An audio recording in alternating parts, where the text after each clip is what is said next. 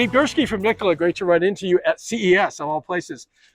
Here it is, fuel cell truck. You've actually got some in the field now. Talked to one of your first owners, they're happy. Why is 2024 going to be a special year for you? Alan, we ended 2023 with a lot of momentum. We sold 35 trucks. We ended the year with zero finished goods inventory, meaning we sold every one we can make, and we're going to build on that momentum going into next year. We expect to sell significantly more of these trucks in 2024 versus 23. Furthermore, we expect to be back in the market with the battery electric version of this truck in customer hands starting at the end of Q1.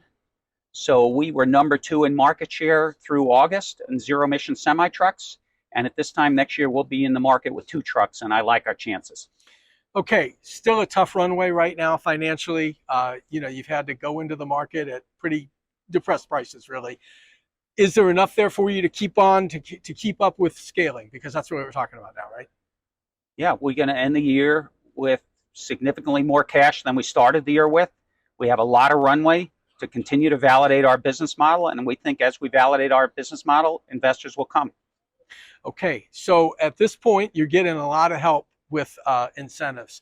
Eventually, that is going to be less of a factor, but for right now, people can get these at a pretty nice deal. Right.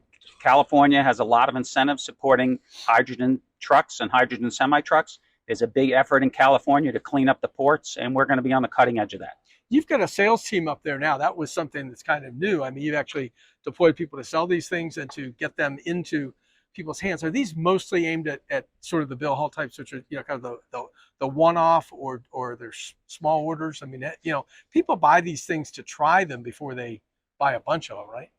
People do like to try. We do have a lot of demos set up, more growing every day. But we sold significant numbers to people in the fourth quarter. Mm-hmm. These weren't onesies and twosies. There were a handful of decent sized orders there. And they weren't just in California. I think you had some in Virginia. I think you had some in Canada, if I'm not mistaken. We sold a handful up in Canada, but most of the 35 were in California. Yeah, and California is where most of the incentives are. It's very conducive to selling zero-emission trucks in general and hydrogen specifically. Yeah, so you'll continue to press on California for the time being. It's called fishing where the fish are, Alan. There you go. That's it. Very good. Steve, great to see you. Thank you. Thank you, Alan. Bye.